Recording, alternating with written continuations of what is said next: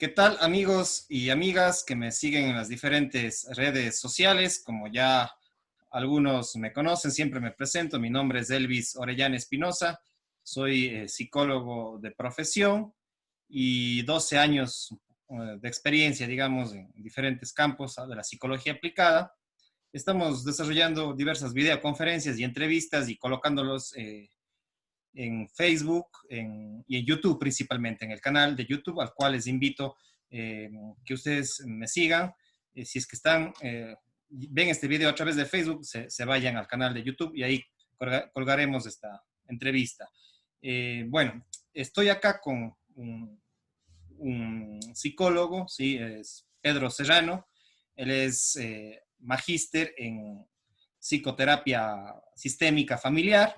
Además, bueno, psicólogo educativo y también ha sido dirigente deportivo, profesor ya durante muchos años en el técnico salesiano.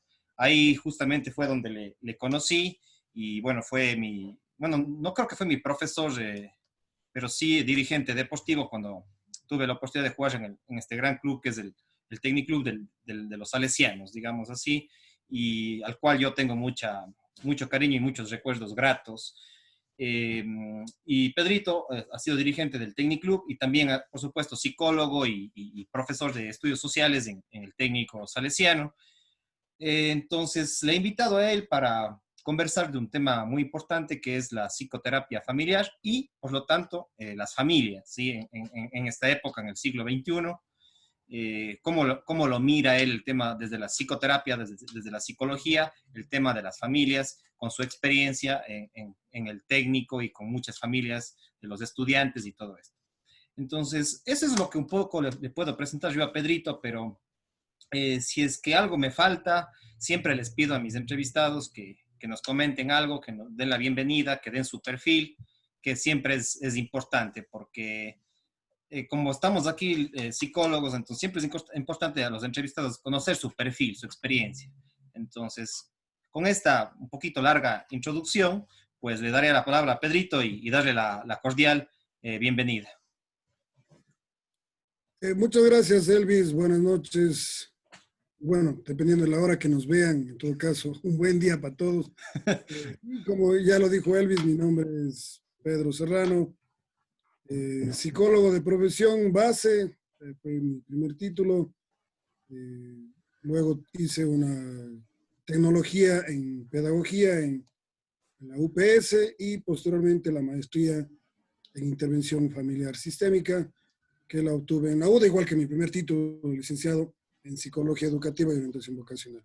Lo llevo ya 33 años como docente, inicié siendo profesor de escuela, en la Escuela de los Dominicanos, que me dejó una gran experiencia, un conocimiento muy grande, y creo que desde ahí nació un poco también esta imagen, esta idea de estudiarle a la terapia familiar, ¿no? Luego he trabajado en varias instituciones también, en el Técnico Salesiano es donde más tiempo llevo, ya casi 30 años. Estuve en las Salesianas también, aproximadamente unos 10 años. Trabajé también como docente de las materias humanistas en el Instituto Tecnológico Sudamericano, una experiencia muy linda durante 17 años, que pues marcaron también mucho de quién soy y pues y todo mi trabajo, ¿no? Además, desde la parte de la terapia, pues trabajé en la pastoral familiar, di los cursillos prematrimoniales, inclusive un par de años dentro de la pastoral familiar, y tuvimos un programa de radio también con uno de los amigos de, de la pastoral, que tuvimos un programa Vivir, Amar y Aprender, casi 5 años en Radio Católica, en donde compartíamos un poquito estas imágenes, estas ideas de qué hacer con la familia, de cómo trabajar con las familias, porque a la postre, y si tomamos un poquito las palabras o los refranes populares, ¿no?, que señalan de que la sociedad se basa en una buena familia. Entonces esa es la clave, y yo digo que le complemento siempre con eso, que la pareja es el núcleo de la familia, o los adultos, que ha cambiado la estructura de la familia. Los adultos son el centro de la familia, y esto es lo que permite que las nuevas generaciones sigan desarrollándose, y ahora hay que asustarse porque parece que algo falló con las familias por todo el tema de la corrupción, que ojalá podamos hablar, aunque no es nuestro tema, pero siempre le tocamos el tema de la política, ¿no? Ver Siempre es todo el grupo de un... estos muchachos, claro, es que ver todo el grupo de estos muchachos de Daniel Salcedo, bueno, muchachos para mí un poco menores que tú, de 30 años, 31, 32 años, una pandilla metidos en un tema de corrupción brutal, robando miles de dólares, que disfrutaron un par de años y hoy lo van a pagar quién sabe cómo, ¿no? Inclusive muchos de ellos que terminarán en prisión y todo eso. Entonces, sí, sí espanta, sí espanta. O sea, Y realmente, además, desde muchachito, porque bueno, si es que ahorita tiene él sus 28, 30 años, 5 años menor a mí, eh, pero inició en esto desde los 18, 19 años, estamos hablando. Entonces, ha sido prácticamente como un títere de ciertas mafias que, han, que surge este caso, digamos así, en el tema de la política. sí, y Eh, eso es lo que asusta. Y como profesor de tantos años, siempre mi mensaje ha sido ese hacia los padres de familia, ¿no? De que el tema clave o el elemento fundamental de toda sociedad siempre va a ser la cuestión de las familias, de cómo estén y cómo puedan educar y cómo puedan enseñar a sus hijos para que se desarrollen diferente, ¿no? Porque si le enseñamos al niño desde pequeñito, y aquí yo, rapidito, aprovechando algunos espacios, rápido algunas ideas, sí me voy en contra de toda esa ola que se dio en finales de la década de los 90, comienzos del siglo presente, de que todo es traba, de que no le hables al niño, de que no le quites, de que no le pongas normas, que haga. Llevaron a esa conclusión al ser humano en general, que luego cuando tuvo que tomar decisiones o caminos ya no pudo decidir porque ya estaba totalmente confundido. Entonces miren la importancia que tiene la familia en la formación, en la educación, en el direccionamiento de sus miembros. Entonces, esto es fundamental, esto es básico. Mis primeros estudios sobre terapia familiar los inicié cuando estaba en cuarto año de la universidad, justamente con lo que era la terapia familiar un poco más conductista, con un psicólogo cubano que vino a darnos una charla sobre esto. Bueno, no fue una charla, fue un seminario de casi una semana, en la que hablábamos ya sobre muchas teorías familiares, ¿no? El tema nuestro es la terapia familiar sistémica, pero yo creo que ahí nació un poco más de ese interés. Y además, ¿no? Siempre considerando el hecho, como decía en ese momento, de que como docente yo tenía que educar a las familias, yo tenía que guiar a las familias para que ayuden al niño. Es decir, si yo inicié siendo profesor de primero, segundo, tercer grado, que fue mis primeros pininos en la educación, oye, necesitaba de la familia, pero totalmente. No podía alejarme de ese espectro y de ese apoyo que la familia tiene que rendir frente al enseñarle al niño a leer y escribir. Sí, el claro. proceso de la escritura, de la lógica matemática, la familia era fundamental. O ¿Sí? sea, si los padres, padre, madre, o bueno, ahora ha cambiado esa estructura y eso justamente hay que ir analizando.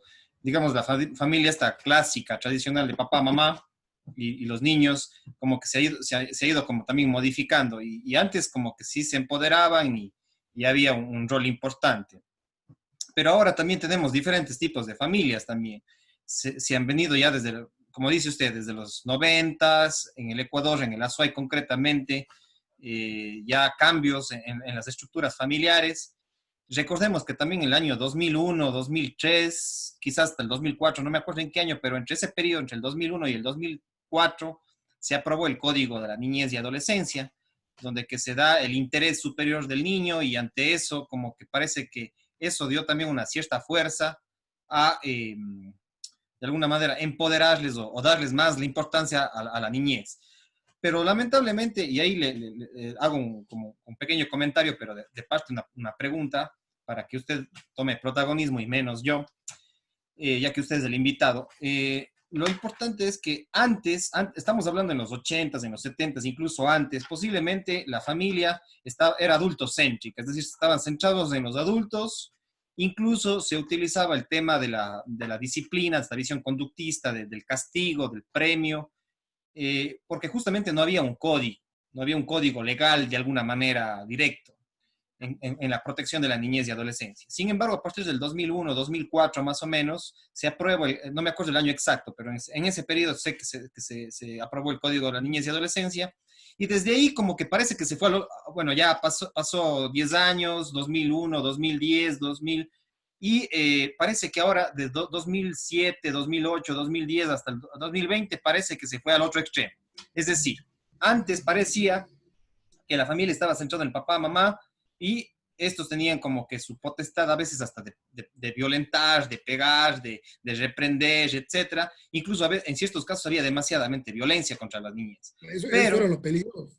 claro, Claro. ese era un extremo. Y ahora parece que hemos pasado al otro extremo, ¿sí? Donde que ahora todo es los niños, todo es los adolescentes, que no hay como a veces ni verles, inclusive a los alumnos o a los hijos, ¿sí?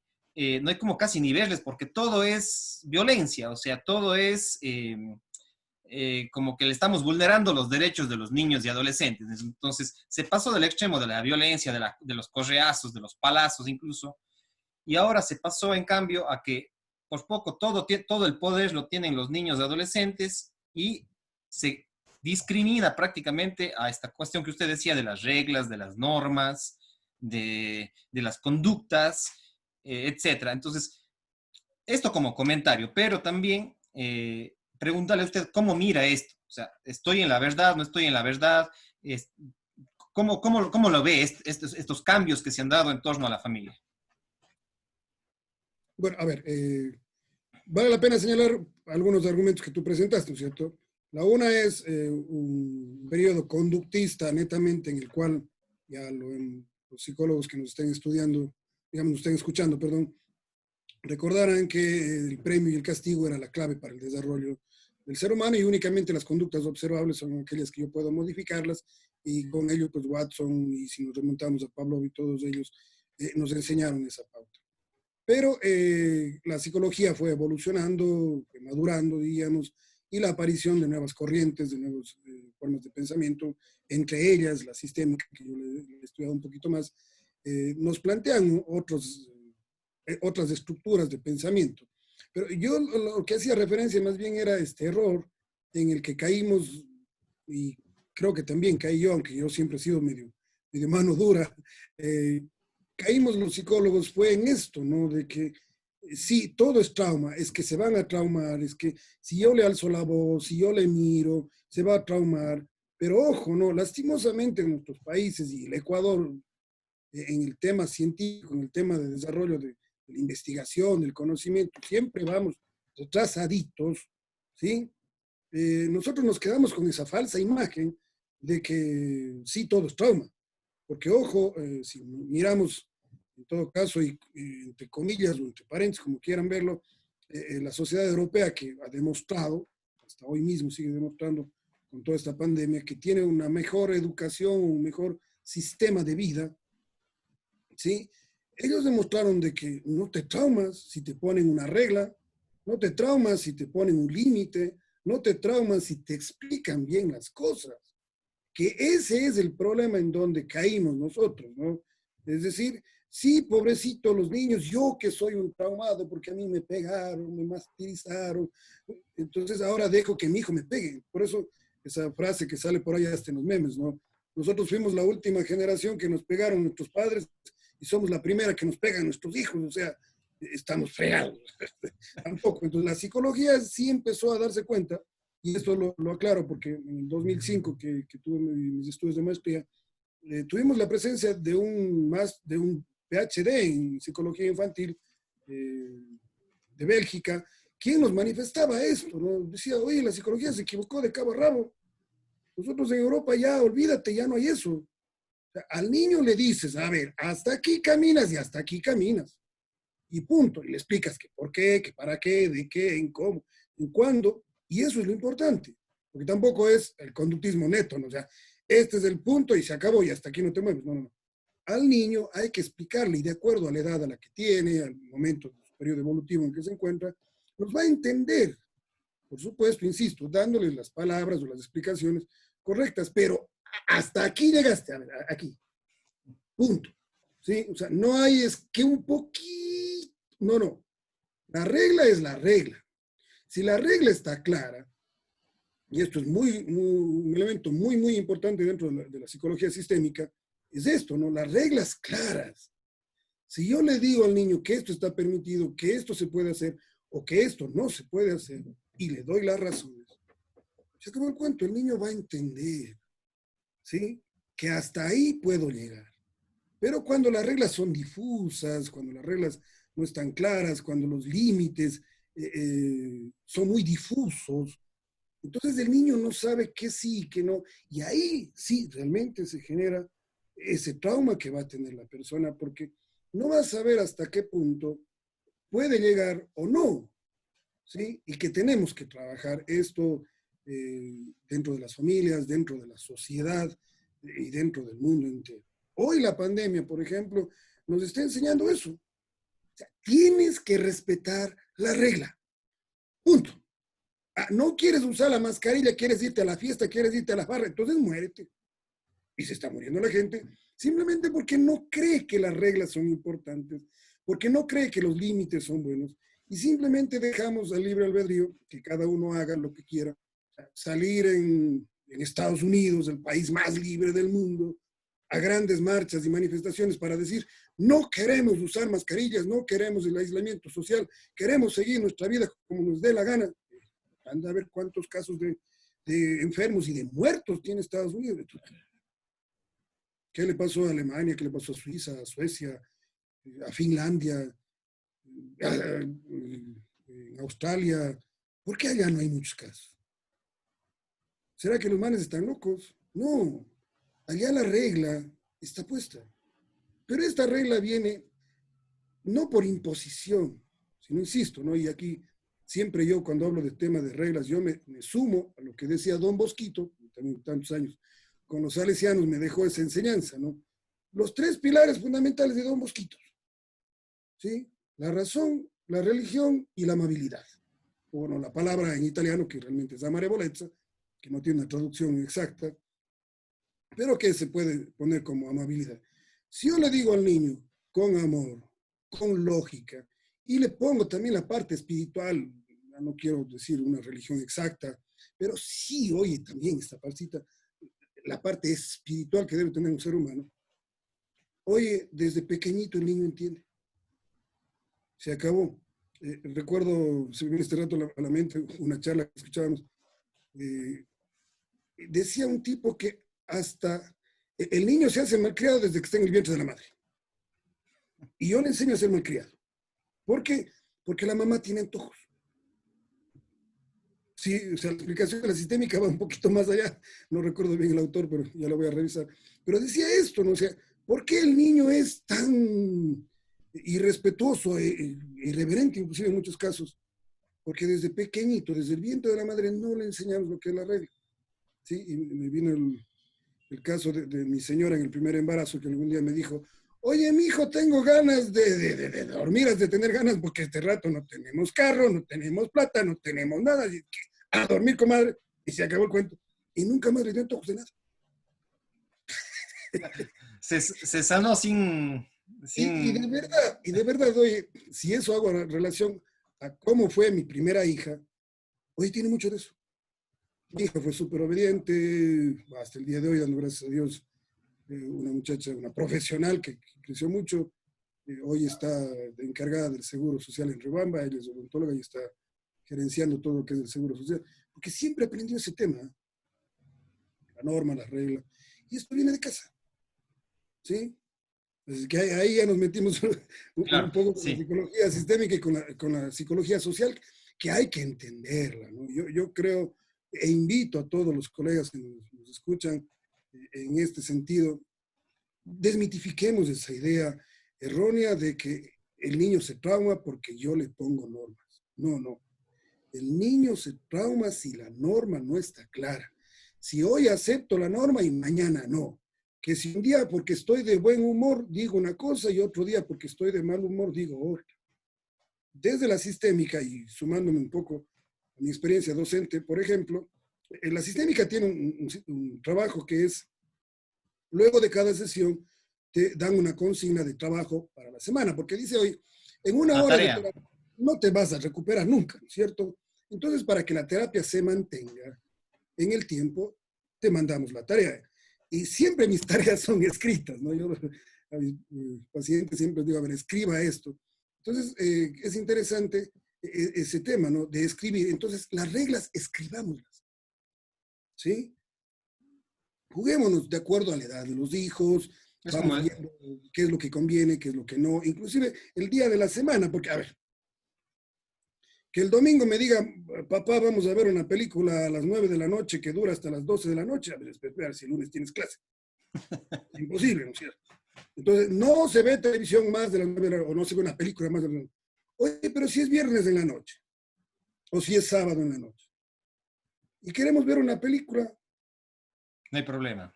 no, pero si ves, pero yo le fijo la regla. Claro.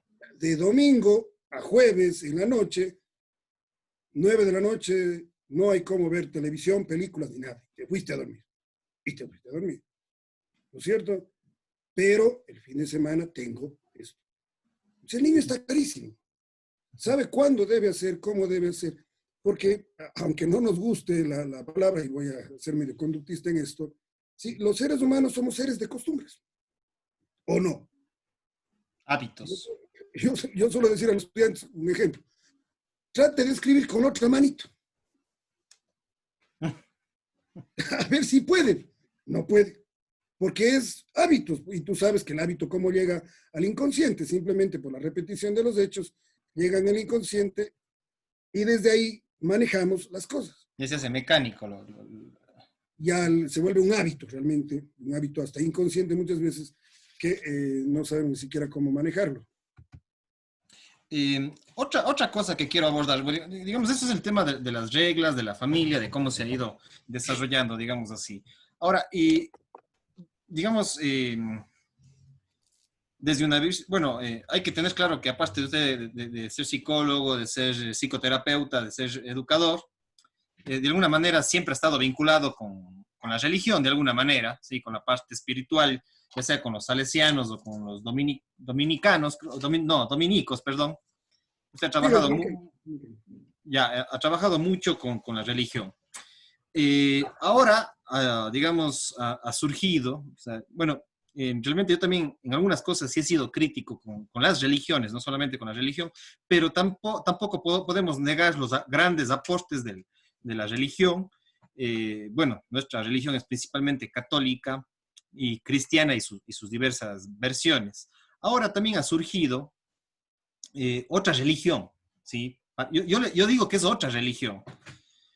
Eh, o no sé si llamarlo, se utiliza ese término, pero digamos que ligada mucho al marxismo, ¿sí? Y dentro de ese marxismo han surgido todas unas corrientes feministas, ¿sí? Los últimos, especialmente los últimos 20 años, incluso más, tal vez 30, y en el Azuay y en el Ecuador ha surgido toda una corriente, digamos, de mujeres, digamos, que han cuestionado también a los hombres, han cuestionado también la misma heterosexualidad, ¿sí? Y de alguna manera como que se ha desarrollado también toda una diversidad de familias, digamos así, ¿sí? Y bueno, en torno a eso también se dan los divorcios, digamos, como antes no se daba en la sociedad azuaya, antes de los 90, por ejemplo, digamos, el divorcio también era muy mal visto, digamos. Ahora cada vez tenemos más divorcios, tenemos más complicaciones en la familia. Además, también tenemos familias incluso que están exigiendo estos sectores también radicales de familias, digamos, homosexuales, ¿sí? Que están cuestionando la heterosexualidad. Ah, Están también, es que, bueno, me estabas tocando un poco de temas, no te entiendo dónde va la pregunta, pero sí me gustaría hacer un par de puntualizaciones, claro, ¿sí? Me permite.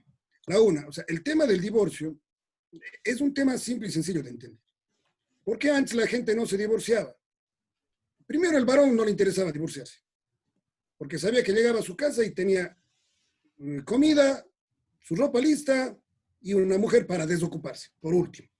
Perdón si los términos suenan a muy parcos y muy directos. La mujer, ¿a dónde se iba a ir? Si nunca estudió, si no tenía ningún ingreso económico, No si no hacía trabajaba. nada más que cuidar a los niños, entonces, ¿a dónde se iba a ir? Ponte a pensar una persona, una mujer de 35, 40 años, con 5, 6 hijos, sin un centavo en el bolsillo. ¿A dónde vas a irte? O sea, eso ya es una cuestión de lógica, nada más. No hay dónde perderse. Cuando la mujer empieza a estudiar, empieza a prepararse, empieza a superarse, ya se vuelve económicamente independiente. Entonces, ya si el varón no le quiere, perdón la expresión, parar bola, oye, me voy, pues, porque ya no te necesito, ¿sí? Y ahí más bien lo que deberíamos ir es al inicio de la relación. Es decir, ¿por qué te casaste? ¿Sí? Y ahí ya el análisis nos llevaría a otro lugar. De ahí el tema de los movimientos que tú mencionas, con tinte marxista o feminista o cosas por el estilo, yo considero de que es importante que cada uno de las expresiones humanas tenga su propio espacio, tenga sus manifestaciones, tenga incluso hasta sus propias leyes, que está bien, pero ojo, entre adultos. Entre adultos con tu cuerpo haz lo que te dé la gana, haz lo que quieras, puedes hacer lo que más gana te dé, perdón la expresión, insisto, yo soy bastante directo y parco en estas cosas, pero ojo, cuidado con las nuevas generaciones.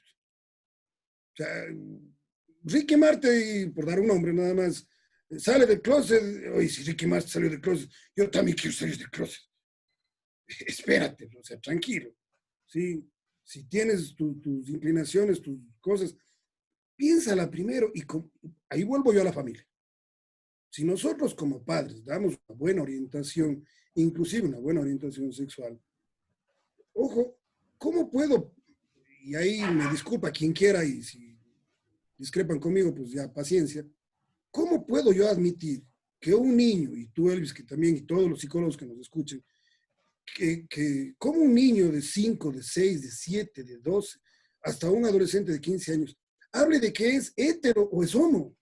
Inclusive, ojo lo que estoy diciendo, ¿sí? Porque una decisión de una orientación sexual, ¿cómo puedes dar sin la capacidad de entenderte para entender al otro?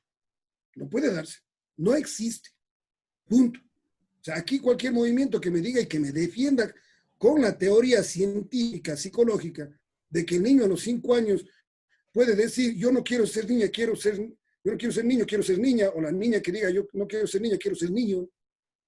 Eso es una orientación dada por la familia, dada por los adultos que están alrededor, porque a lo mejor le hicimos chiste cuando el niño se pintó la cara y el niño va generando, ojo con el síntoma, ¿eh?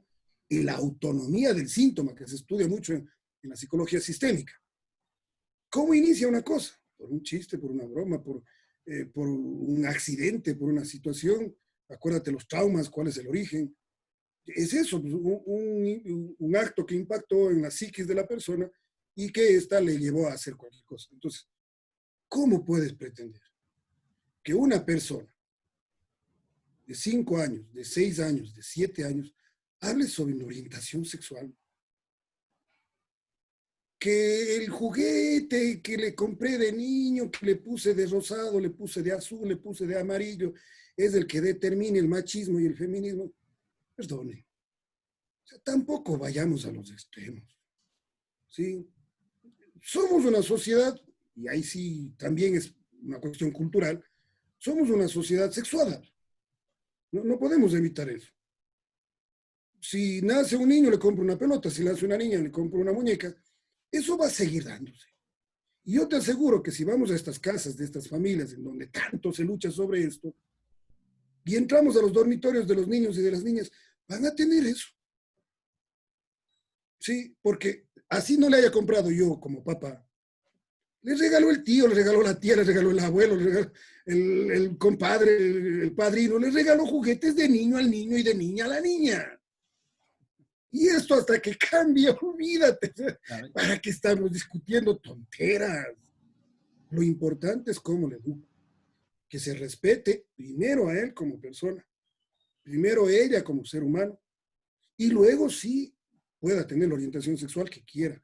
Pero ese es un cuento ya de adulto, cuando ya tiene la conciencia, cuando tiene la capacidad de discernimiento de lo que realmente les interesa. Yo les digo a mis estudiantes en el colegio, que son adolescentes de 12, 14 hasta los 17, 18 años tenemos en el colegio, y digo, espérate, ¿para qué quieres entrar en un juego que no lo conoces?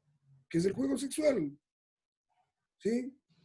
Alguna vez llegó un muchacho, recuerdo de segundo de bachillerato, que me señalaban y me decía, ayúdenme a decirles a mis padres que yo soy homosexual. Digo, ¿cuántos años tienes? 15 años, 16 años. ¿Qué entiendes de la sexualidad? ¿Qué entiendes de lo que tú eres como ser humano? ¿Qué esperas tú como persona? Olvídate, tu orientación sexual ahorita no tiene nada que ver en tu vida. Dedícate a estudiar, a crecer, a superarte como persona, como ser humano. Y si ya mañana te interesa un hombre o te interesa una mujer, ya lo verás. Pero ¿por qué quieres ahora que todavía no tienes la capacidad para autodefinirte? Sí, eso en cuanto a ese tema. De ahí, de adulto, pues ya no podemos hacer nada. Los adultos tienen ya una visión Claro, que viene diferente. cargada también, ojo y cuidado, porque ahí sí nos tendríamos que ir un poquito también al psicoanálisis, que sí podemos hacerlo, y con una pequeña trabajo de dónde está el inconsciente y dónde cayó la bala o dónde cayó el trauma, podríamos encontrar qué es lo que le pasó a la persona, porque, perdón por lo que voy a decir, pero biológicamente solo hay dos sexos, punto. Recordemos los pseudohermafroditismos, los transgéneros que se quieren llamar hoy, son deformaciones físicas, biológicas. Es decir, desarrolló un pene y una vulva, pero no tiene testículos o no tiene vagina o no tiene útero. Entonces son malformaciones que se dan intrauterino, el desarrollo intrauterino, y que son reales, o sea, y ha pasado. Y hoy, para poner un caso nada más que leía en estos días, un hombre que se decía que su orientación era homosexual, entonces se hizo operaciones, y bueno, sin mutilación de pene, y resulta que embarazó a su novia, que era hombre, pero sin embargo tenía vagina. Entonces, ¿qué es eso? Llega un momento, la necesidad humana, no quisiera llamarle instinto, porque sabemos que en los seres humanos no existen los instintos, y debemos recordar, el instinto es una forma en la que una especie, todos los individuos de una especie reaccionan frente a un hecho. Por eso los seres humanos no tenemos instintos, ni siquiera el instinto de maternidad, porque una madre que deje botando a su cría en un basurero demuestra que no tiene instinto de maternidad, ¿cierto? Entonces, llega un momento en el que esa necesidad humana de ser padre o de ser madre va a fluir. ¿Y qué vamos a hacer ahí? Quieren adoptar un niño. Si ves, por la necesidad de procrear, de seguir, no quiero decir instinto de conservación de la especie, pero llamémosle necesidad humana.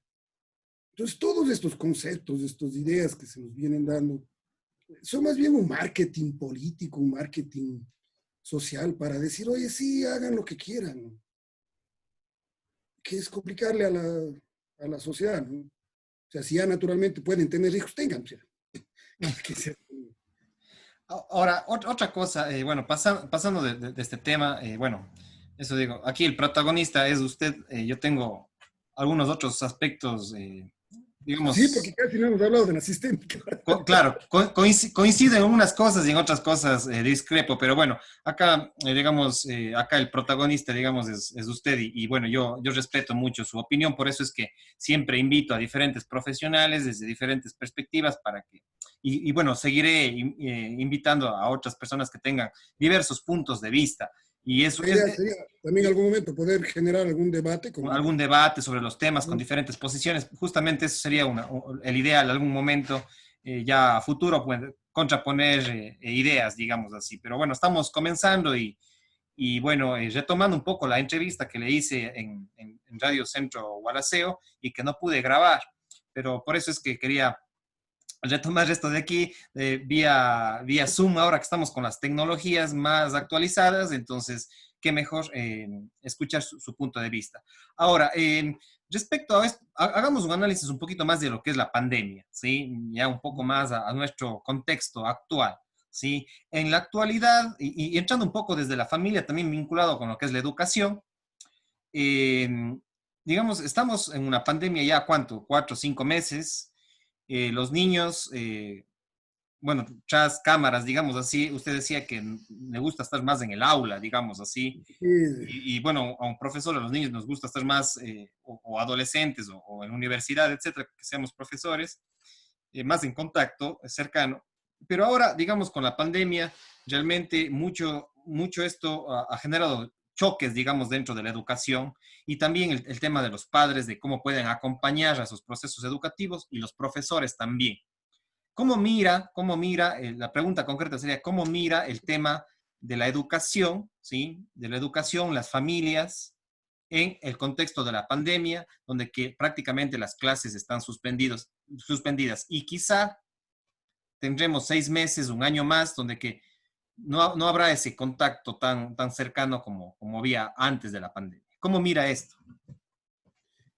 bueno, la pregunta es demasiado amplia y poder responder es muy, muy complicado porque, bueno, en primer lugar, pues como profesor del técnico tengo mi experiencia ahí, pero también, bueno, tenemos un proyecto familiar, nosotros estamos en una escuela, la escuela se llama INEVIE, es un proyecto familiar que lo tenemos ya desde hace unos 5 años atrás, entonces ahí tenemos desde inicial hasta décimo de básica, y sí, pues notar el aporte, el apoyo, la participación de los padres de familia o de la familia en general, ¿no? Porque aunque no lo aclaramos al comienzo, hoy la definición de familia es las personas que viven bajo el mismo techo y que comen de la misma olla.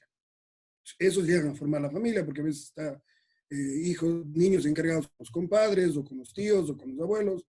Entonces la familia es una estructura especial. La participación de los padres de familia o de la familia, insistimos en esto, ha sido y seguirá siendo básica y fundamental, ya sea a nivel presencial o a nivel virtual. Porque sin ese aporte familiar sería imposible avanzar. Sí, hay niveles en los cuales es mucho más complicado el avance. Eh, digamos que para suerte nuestra, a la sierra le tomó iniciado el segundo quimestre de trabajo, pero yo no sé en la costa, y lo digo porque fui profesor de lo que hoy es segundo de básica, de primer grado, ¿cómo le enseño el proceso de la lectoescritura a un niño en casa? Salvo que el papá tenga el tiempo, la habilidad, la paciencia y todo lo demás para poder trabajar, si no está complicado. Yo digo que desde bachillerato, no sé si la básica superior, tal vez, es decir, octavo, noveno y décimo, el joven pueda desenvolverse solo, ya en el bachillerato debe desenvolverse, y en la universidad más todavía, ¿no? Ya, sí, Más de depende, independencia. es totalmente depende de uno. Pero en los niveles inferiores, sin el aporte de la familia, yo no veo sentido. O sea, cuidado, no apoyo para nada este gobierno y la ministra de Educación me parece totalmente fuera de foco, con el perdón de todos, pero ella dijo una cosa que es real, tenemos que volver a las aulas de una manera controlada, lo que sea, vamos a iniciar en los campos, en donde sí los niños están más aislados y la posibilidad de infección es mínima, para ir probando esto, y está bien, porque, ojo, la zona rural, al menos de los estudios que se tiene, sería la menos afectada por esta pandemia. Más bien ahí el problema es el profesor. Ojo con esto, ¿sí? ¿En qué sentido? Porque el profesor tiene que estar consciente de que llega al pueblo y ahí se quedó. Y no sale a la ciudad para nada del mundo. O sea, en su escuelita tiene que ir a vivir como era hace años atrás. ¿Sí? O sea, hay que darle una casa que el profesor quede, si quiere llevar a toda su familia, que lleve, darle el internet o las comodidades que tenga en la escuela. Cuidado con eso. Porque si el profesor va y viene de la ciudad todos los días, Está todas las transmitiendo. semanas, tiene el peligro de llevar Claro. el virus allá. Sí, por eso cuidado. O sea, el profesor tiene que estar comprometido y decir, me voy a quedar allá 2, 3 meses sin salir, o si por ave me toca salir, saldré con los cuidados correspondientes. Porque los niños no te van a infectar. ¿Sí? En la zona rural no. Entonces, sí es bueno experimentar ahí este primer espacio, ¿no es cierto? De que los niños regresen a clase, a ver cómo están, cómo se manejan las cosas. Ojo que en muchas zonas rurales no tienen ni buena agua, ni buen desinfectante. Entonces, el gobierno tiene que pensar en eso también. O sea, no simplemente vuelvan los niños al aula, cuidado. Pero sí es un espacio para empezar a trabajar, para ver cómo funciona esta nueva normalidad, insistiendo, porque no hay mucho peligro allá. ¿Sí? Si alguien dice, empecemos aquí en Cuenca con la Luis Cordero, ahí sí le caigo a palos, o que el técnico salesiano empiece a las clases ya mañana, entonces Claro, son más, 2000, más bien 2000 serían, más bien serían pequeñas experiencias donde que no haya mucha concentración de gente y poco a poco con esas experiencias medio aisladas, donde que no hay mucha concentración de estudiantes, progresivamente ir haciendo esas pruebas y claro, ahí para que, sí. inclusive con todo esto que los científicos hablan de la infección en rebaño y todo eso, pueda ir surtiendo un efecto mucho más fácil, porque ojo, ¿no? Que en el campo se te enferme alguien, es muerte segura. Sí, o sea, ahí no hay vuelta a quedar. Tú vives más en las zonas rurales y si vemos la zona de Gualaceo, tu influencia de Chordera y todo eso, alguien que se te enferme en el campo, ¿a dónde va? Claro, no Hasta hay que llegue centro, a Cuenca ya murió. claro. Y no solo por el tema de pandemia, sino en otras enfermedades habituales. Cualquier cosa, cualquier Claro, cosa. Entonces, sí tenemos que precautelar esto, porque la familia es básica y fundamental en esto. Sí, que la familia apoye, porque ojo con esto, miren lo que nos pasó como país en un determinado momento. El eliminar a la autoridad es mortal. Bueno, ya está llorando mi perrito por ahí oyendo lo que hablo. ya está con sueño ya. Sí, ya me está buscando, porque mi mujer subió. Entonces, sí, el hecho de que ya me desconcentró mi perro. El hecho de que la familia deje de criticar las cosas, que insisto, lo que nos pasó, no. Empezamos a hablar mal del gobierno, que las autoridades no valen, que no sirven para nada, que cada uno haga lo que quiera, sobre todo en Guayaquil. ¿No? ¿A dónde llegó la curva de infectados y de muertos? Sabrá Dios, porque nunca lo sabremos, porque no respetamos las normas. Las familias tenemos que educar en esto, ¿cierto? Cumplimiento de normas. Muy bien, la ministra dice, vamos a abrir.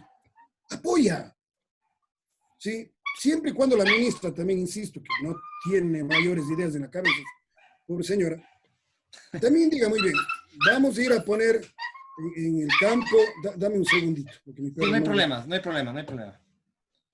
Dar de comer al guagua.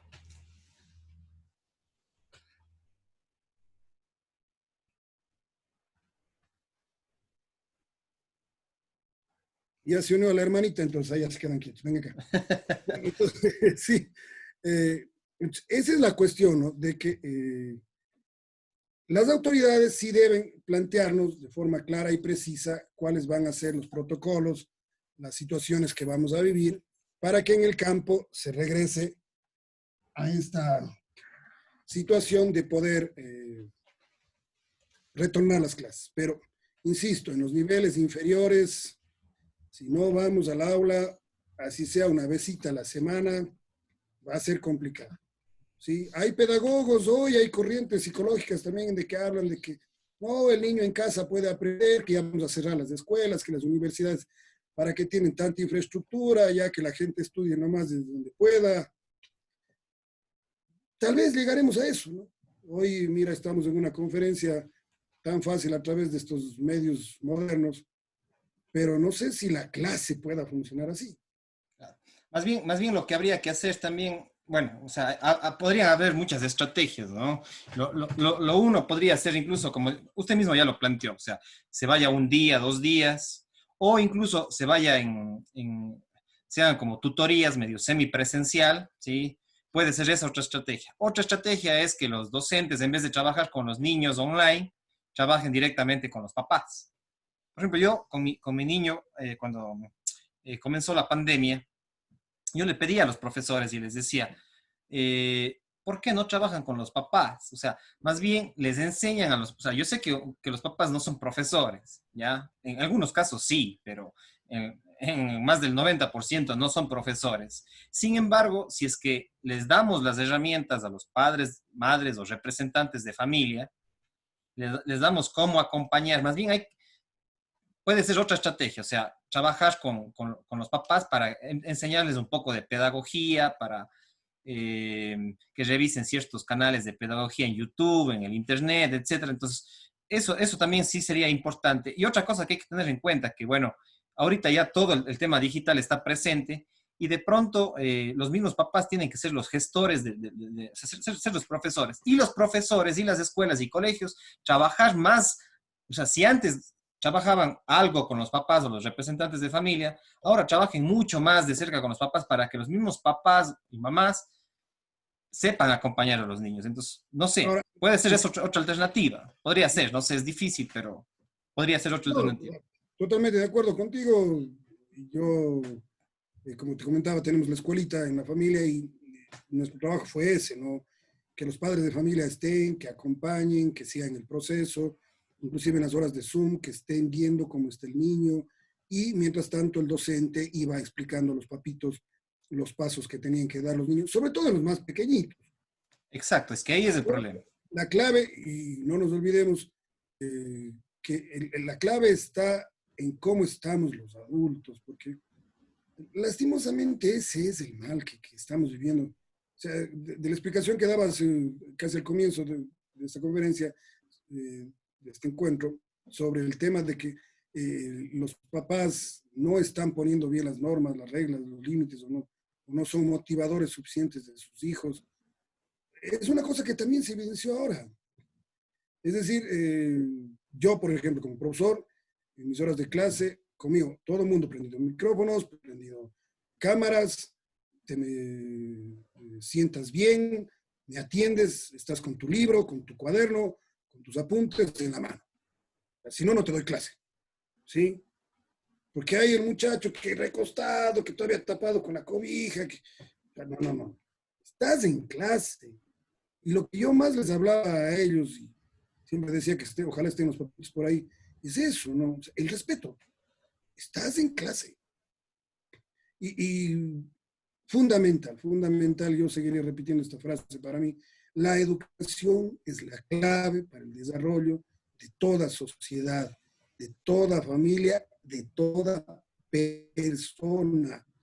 Si yo estudio de verdad, ¿no? Ojo con esas corrientes pedagógicas de que para qué tanto que de gana le enseña tantas cosas, si con que el niño aprenda a leer y escribir ya basta. Yo no soy de esa corriente, ¿sí? Yo creo que la educación y todo lo que estamos haciendo, que sí tenemos exceso de contenido, ya, en cierto sentido, pero todo te sirve.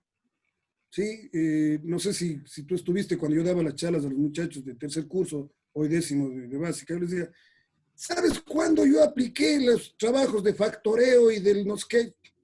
Nunca, porque yo no estudié nada de matemática. Pero ¿sabes para qué me sirvió haber aprendido todo eso? Para ser ordenado, para seguir los pasos, para cumplir las cosas, para que cuando yo me saltaba un pasito, no me salía el problema. Entonces, ahora en la vida, ¿qué sé? Soy lógico, soy ordenado, soy coherente, sigo los pasos. Claro, la inteligencia lógica, matemática, digamos. ¿Para qué te sirvió la matemática? Para eso. Punto. Sí, es decir, que cuando has aplicado todos los casos de factoreo que aprendiste acuérdate, en tercer curso. Nunca, nunca. Pero aprendiste a ser lógico, ordenado, coherente, secuencial, a pensar, oye. Entonces, para eso me sirve. Pero mientras no le indiquemos a la gente, a los padres de familia, a los estudiantes, que la educación, el cumplir las normas, el cumplir las metas que nos planteamos los docentes, son importantes para un crecimiento personal, familiar y social, no lograremos nada en educación. Aquí podremos matarnos, dijo, hablando de educación, 20.000 años. Pero si no hacemos conciencia de eso, se acabó el cuento. Entonces, vía Zoom, presenciales, semipresenciales, o el sistema que querramos poner. Si realmente los padres de familia no motivan, no animan, no apoyan a sus familias, en este caso a sus hijos, nada haremos. Yo el otro día discutía un poco con las autoridades del técnico y les decía, oye, si nos meten a cursos que aprendamos de Zotero, de X-Learning, de COBA, de no sé qué. O sea, nosotros vamos a matar, los docentes, para presentar una linda clase al estudiante. ¿Y qué va a hacer el estudiante? Nada. Todo masticadito, seguimos con el mismo tema de que el pobre guagua se va a traumar y hay que darle todo listo. Todo masticadito, ¿sí? Pero no se le genera el pensamiento de investigación, ¿sí? El pensamiento crítico. Claro, entonces ahí me suma lo que tú decías. Yo tengo que ayudar al padre de familia, por ejemplo, a que maneje Maps.me, ¿verdad? Entonces con eso puede hacer mapas mentales. Yo le puedo dar tenemos que darles clases a los estudiantes de cómo utilizar este Zotero, este X-Learning, pero para que el estudiante elabore también el material. Darle las herramientas para que él mismo haga, porque si, o sea, no darle Claro, pescando, sino enseñarle a pescar o a veces demostrarle cómo pescar para que él mismo después ya lo haga. Pues. Claro, porque yo digo, en el técnico nos están dando todo para que los profesores sepamos y que hagamos la mejor clase del mundo. ¿Sí? Y darle masticadito para que sea simplemente el estudiante ya así nomás y el que más se saque el aire sea el profesor y no el estudiante descubra por sí mismo. Inclusive la discusión iba en el tema de la importancia del libro de texto frente a las nuevas tecnologías. Y yo decía, oye, si podemos unir las dos cosas tranquilamente. Yo le digo al estudiante que lea de la página 10 a la 20 y que me resuelva un cuestionario y se acabó el cuento. O sea, ¿para qué quiero mandarle a que investigue más? Con que me lea lo que está ahí y entienda lo que está ahí, ya está bastante. Y ya con eso hemos logrado todo. Porque yo sí veo un trabajo un poquito infructuoso en los docentes y va a ser a la larga, porque vamos a tener que subir links de libros, links de revistas, links de páginas web. Y te aseguro que si dos guambras ven, no ven tres. Entonces, la educación tiene que ser concebida desde otra perspectiva también, ¿no? Los docentes debemos entender la importancia y el valor que tiene la educación. Es lo que yo les digo a mis maestros en mi escuela. Yo les digo, nosotros tenemos que estar convencidos de que la educación es la clave para el desarrollo del país. Si yo estoy convencido de que la educación es importante, es fundamental, es prioritaria, oye, yo me apasiono de la educación. ¿Sí? Bueno, tú dices que no recuerdas que fuiste mi alumno, no debías haber sido, porque yo en clase me apasiono, yo hablo así, oye, tenemos que trabajar, tenemos que luchar, tenemos que hacer, y le pongo toda esa energía, cosa que hasta los muchachos, ayer justo me hacía una entrevista a un ex alumno y me decía, sí, todavía recuerdo sus clases, cómo se emocionaba al hablar, y nos decía las cosas, pero tan maravillosamente que me han quedado muchas enseñanzas, decía el muchacho. Qué belleza, en las redes. Apertura y una confianza total ahora que subí estas fotos en las redes sociales.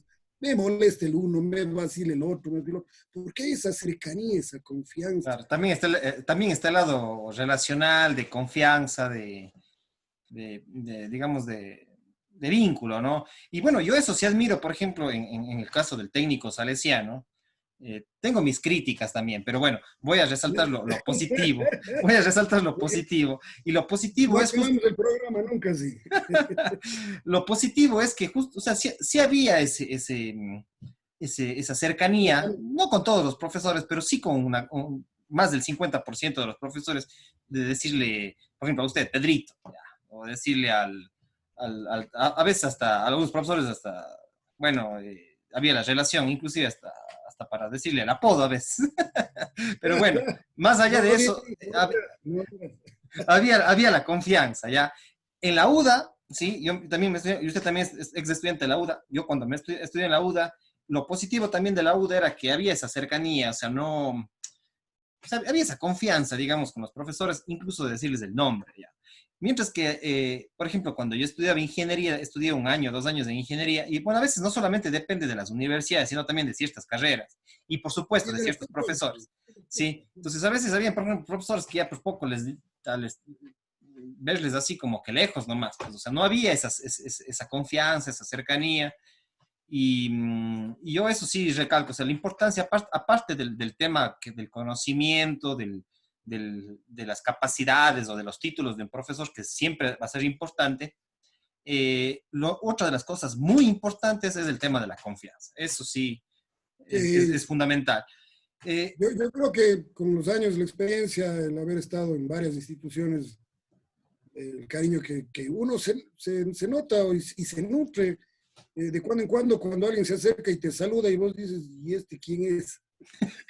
Tienen que es, andarse presentando así. Digo, perdón, ya 33 años de profesor, claro, tantos ¿cuántos no estudiantes tienen? que ya, claro, es que es así. Mi escuela, el colegio, las salesianas, la UPS también trabajé, el sudamericano, mi propia escuela también que ahora tengo. Entonces son gente que conozco en cantidad. También es lo importante esto, ¿no? De la familia. Yo, para, creo que hay ir cerrando un poco el tema, yo me quedaré con esto. La familia va a ser la clave. Cuando había las reuniones de padres de familia, por ejemplo, yo siempre preparaba algún tema para explicar algo a los papitos, algún PowerPoint, alguna canción, algo siempre les llevaba, porque ya la educación de uno que tiene como psicólogo y el valor que da, para a los papitos hablarles, ¿no? Motivarles. Pero sí era una cosa extraña, ¿no? Recuerdo una vez con uno de los rectores, hubo un curso que hubo un problema, y llamamos a los representantes. Y entra el rector y dice, oiga, creo que me confundí. Yo pensé que era reunión de representantes y ha sido reunión de mamitas. Ah, eso es otra cosa que sí. Entonces solamente estaban las madres de familia en la reunión. Oye, creo que hubo 2 varones. ¿Ya? Entonces yo, por ejemplo, como dirigente, los tiempos que fui dirigente, a ver, papá y mamá en la reunión. Si uno de los dos no va a poder estar, me vienes y me cuentes porque son separados, son divorciados, es migrante, pero me cuentes. Y si no, te pongo falta a vos porque no invitaste a tu papá y a tu mamá. Porque Claro, esto es importante. Yo le cuento una cosa en la charla. eso es importante. Ojo, porque los seres humanos somos así, ¿no es cierto? Yo llevo el mensaje que me conviene para contarle a mi pareja. Sí, verás, hablaron de porque vos eres bien pendejo. No, no, espérate, yo no dije eso. Entonces te pueden malinterpretar las cosas. Por eso es importante que la sistémica, por ejemplo, trabaja mucho en esto, ¿no? Claro. Es decir, tienes que involucrar a toda la familia, inclusive hay momentos en los que tenemos que llamar a la familia extendida, porque a veces es el abuelo, es la abuela, es la tía, la que mete la cizaña, la que cambia los escenarios, la que pauta diferente las relaciones y a la que a la final es la que afecta a la situación familiar. Entonces, sí, en educación, que bueno, ya nos quedamos más en educación que nada, que la misma terapia. Pero bueno, eh, está ligado de sí, alguna por manera. supuesto, o sea, la psicología con la educación son hermanas de uña y mugre. Entonces, sí es importante entender esto, de que la familia es la que va a permitir que la persona, que el individuo, que el sujeto, crezca o no, cualquiera sea el sistema de educación que tengamos. Yo trabajé muchos años también en el colegio a distancia, por ejemplo, ¿sí? Que teníamos en el colegio Mario Ricini. Yo trabajé en distancia y hoy era interesante también porque se les podía mandar tareas y trabajos y la gente que realmente quería salir adelante, triunfaba. Me vino a la mente una señora que tenía más de 70 años, que estaba estudiando, y su hijo estaba en el técnico, se le decía. Puede haber tenido 70, sobre los 50 en todo caso. Claro que él tuvo mayorcito. El hijo estaba, y casi iban a la par en estudios, y la señora decía, yo quiero graduarme con mi hijo. Entonces, imagínate con semejante empuje, con semejante ánimo, la señora a distancia, el muchacho en el técnico presencial, estudiaban. Es decir, la familia cuando se nutre de estas cosas genera productos, perdón la palabra, ya me puse como médico al nacimiento, que le llaman producto. Sí, es eso, un producto diferente, un ser humano diferente, que pueda realmente ser un aporte para esta sociedad. Porque volvemos al tema de la política. ¿En quién confiamos? Hoy ya no podemos confiar en nadie. Miren en Cuenca, dijimos, está bien, vamos a darle una oportunidad a un nuevo, a un joven, un apolítico que no existe. ¿En dónde estamos? ¿Hemos logrado algo? ¿Hemos avanzado como sociedad, como ciudad? ¿Estamos creciendo? No lo veo. ¿Sí? Que los políticos viejos nos engañan, nos roban, nos matan, ya no hay. Entonces ya no tienes ni al joven, ni al viejo, ni al... No hay. Porque socialmente estamos desestructurados. ¿Sí? Y aquí sí la psicología, y en este caso defendería a mi línea, la psicología sistémica, tiene que entrar a hacer un análisis. Este fue uno de los puntos que concluimos en la entrevista que tuvimos la otra vez, ¿no? O sea, los psicólogos debemos empezar a tomar un protagonismo mucho mayor en esto, porque somos los únicos que estamos entendiendo a la sociedad, al mundo y a la realidad. ¿Sí? El economista está por su lado, el banquero está por el otro lado, el agrónomo por otro, pero no nos estamos uniendo. Por eso estamos mal, ¿sí? Hoy estamos con la discusión si te tomas el cloro o no te tomas el cloro, a qué político le sigues, qué va a hacer el Otto Sonnenhosmer, quiénes van a ser los precandidatos, ya se habla de 21 precandidatos. Oye, relaja las cosas, el país necesita que nos tranquilicemos, ¿sí? Es decir, empezar por cada uno de nosotros, a ubicarnos bien, a estar en paz con nosotros, para buscar una paz en nuestra familia y así proyectar a una sociedad diferente. Pero no lo hacemos ni lo haremos nunca si la educación no es ubicada en el puesto número 1. Correcto, así es. O sea, realmente el tema, o sea, si no aprendemos como sociedad que la educación es fundamental, ¿sí? Si las familias no asumen, no invierten en educación, en prepararse, en acompañar a sus hijos, incluso voy a tomar el tema que usted lo mencionó ya para ir terminando también, no alargarnos mucho para que la gente también pueda acceder, no se canse mucho del tiempo de la entrevista. Un tema fundamental es que usted acabó de decir, digamos, unos momentos antes, de que los padres tampoco están asumiendo el tema de la educación, ¿sí? No, Y a mí también, no. a mí también me ha tocado eso. Me han invitado a colegios a dar charlas, a veces de motivación, a veces bueno, diferentes temas que nos piden a los psicólogos que vayamos a trabajar con las familias, etcétera. Y yo en muchos de los cursos, de los talleres que he trabajado en los colegios, principalmente en los colegios, sí, he visto que el 80 o 90% de quienes asumen las reuniones familiares son las madres. ¿Y dónde están los papás? O sea, eh, Se quedó bueno, jugando pues, boli, se quedó viendo la claro. tele. Entonces, Dijo que ¿cómo? para qué va a ir, que no entiende de eso. Claro, claro. Entonces, no es votarle a la mujer, no es votarle a la mujer o a la mamá o a la esposa que ella hazte cargo de los hijos, pues no, no es así. O sea, los hombres, los padres también, ¿cómo vamos asumiendo ese rol de acompañar a nuestros niños, a nuestros adolescentes?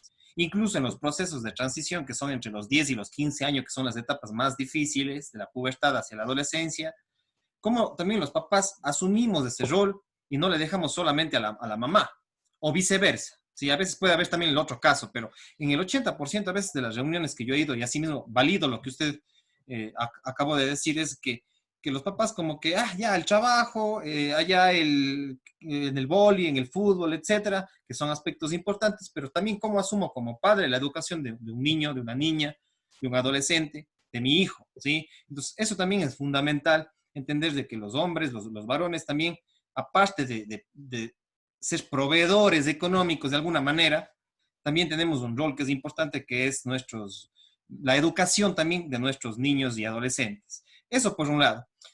Para terminar, y en, no sé, unos 2 o 3 minutos, para no alargarnos más, quería pedirle ¿cuál sería un poco el mensaje o sus palabras finales para culminar esto? Entendiendo que habrá muchos otros temas y espero su apertura para seguir abordando otras temáticas que son importantes, incluso el tema, lo que usted abordó, el tema de la política, ¿sí? Cómo desde la psicología también aportamos a analizar la política, y ese es un tema fundamental.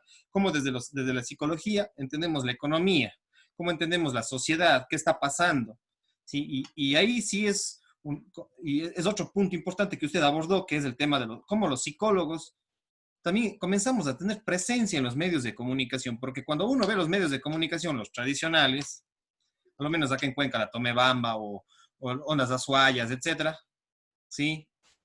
Por lo general, uno que ve ahí, políticos, sociólogos, economistas y quizás abogados, y no hay más. O sea, lamentablemente no vemos ni médicos, no vemos ni psiquiatras, no vemos ni psicólogos, ni neurólogos, ni antropólogos analizando los temas sociales, y a los psicólogos tampoco. O sea, entendiendo que los psicólogos sí tenemos una mirada de la política, de la sociedad, de la educación, del deporte, etcétera.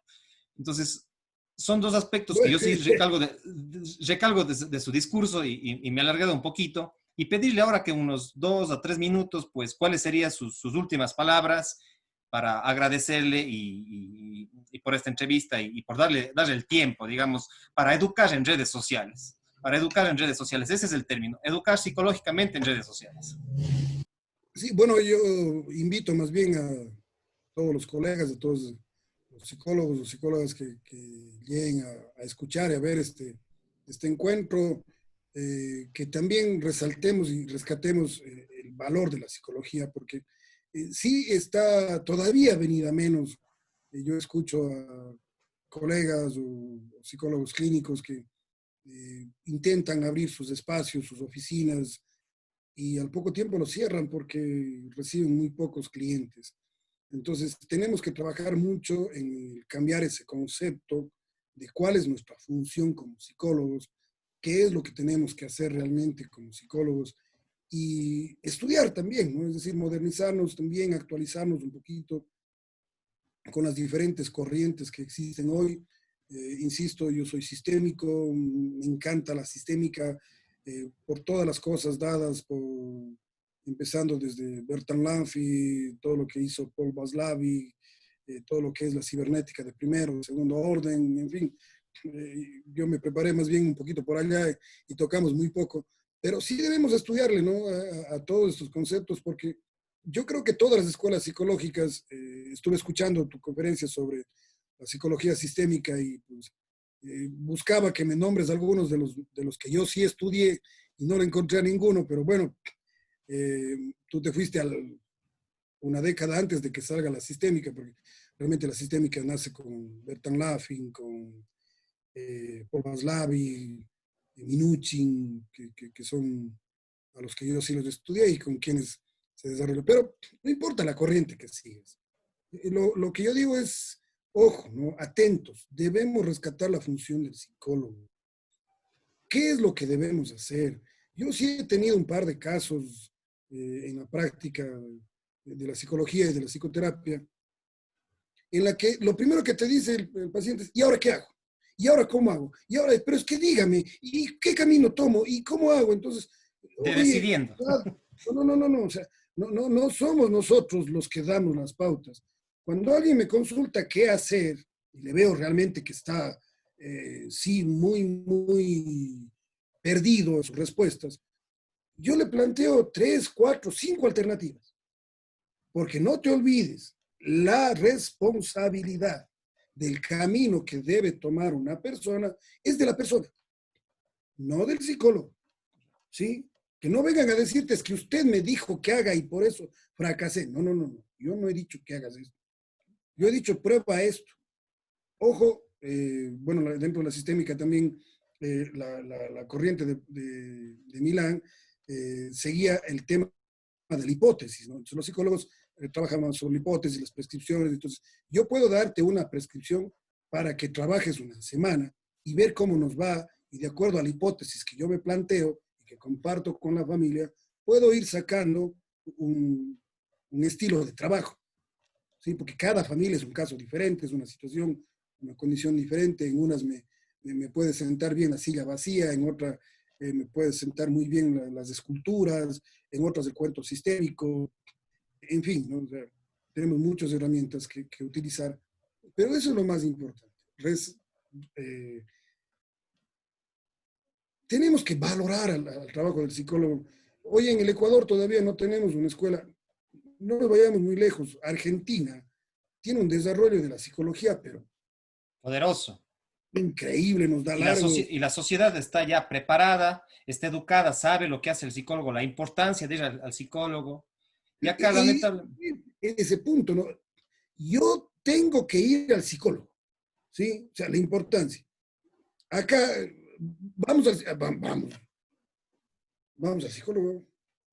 que estoy loco, que estoy, o sea, que estoy, pues, o sea, es como que, ¿qué piensan? O sea, están pensando que el psicólogo es el psiquiatra que había hace 200 años, cuando habían los manicomios y estamos hablando de No, hace no, 200, 300 años del pensamiento de la gente del psicólogo, o sea, cuando si realmente tú el psicólogo es el escuchas, que acompaña, el que, incluso los mismos psicólogos deberíamos ser los primeros en ir a los psicólogos. Bueno, ese también es otro tema, ¿no? Porque, ese es a ver, otro dilema, porque si tú escuchas, inclusive, bueno, Europa va en un ritmo bastante especial y diferente, además de estar cerrando las cárceles, están cerrando los centros psiquiátricos, ¿sí?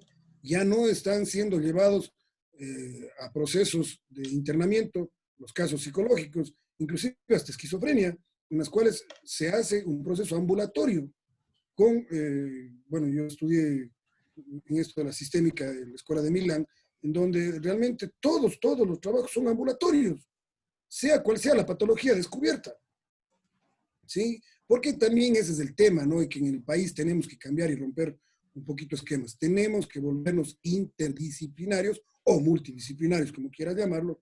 Es decir, oye, yo veo los centros estos de recuperación de alcohólicos.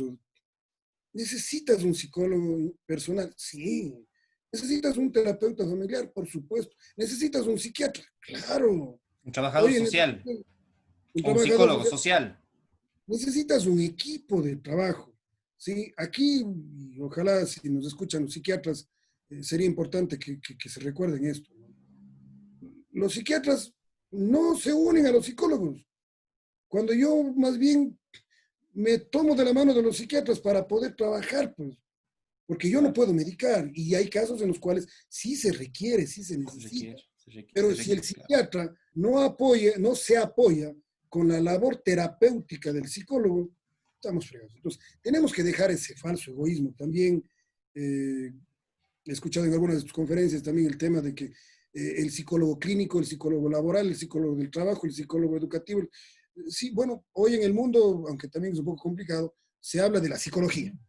Y luego con una maestría yo puedo hacer La cualquier especialización. cosa de la especialización, pero sí, sí y no. O sea, es importante también salir ya con algunas pistas o algunas ideas de la carrera de pregrado, ¿no es cierto?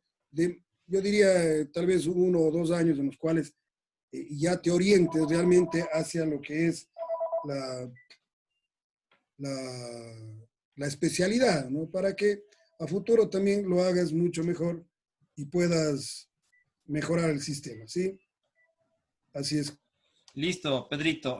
que esa sería la recomendación. Tenemos mucho que caminar en psicología, tenemos mucho que hacer en la psicología, depende mucho de lo que los psicólogos estamos haciendo. Revaloricemos nuestro trabajo, hagamos verdaderas intervenciones en las cuales ya sí el conductismo es importante en ciertos casos, en ciertos elementos. Por ejemplo, en temas educativos el conductismo tiene muy buenos resultados, ¿sí? No hay que olvidarse de esto, con constructivismos y cognitivismos asociados, pero como psicología conductista en educación en ciertos niveles es muy buena, no hay que despreciar ninguna corriente, Ninguna leamos corriente todo, psicológica. aprendamos un poquito, porque, ojo, ¿no? Y para terminar con esto, la sistémica se nutre de todas las corrientes. Es que es, es un poco más integrativa, digamos así. Claro, si leemos a Watson, que es un psicoanalista, se volvió sistémico y te trajo 1 millón de cosas, ¿sí? Entonces, preparemos, nada más. Ojalá tengamos otra oportunidad, Elvis. Realmente te agradezco por la invitación. Nos fuimos de largo, creo.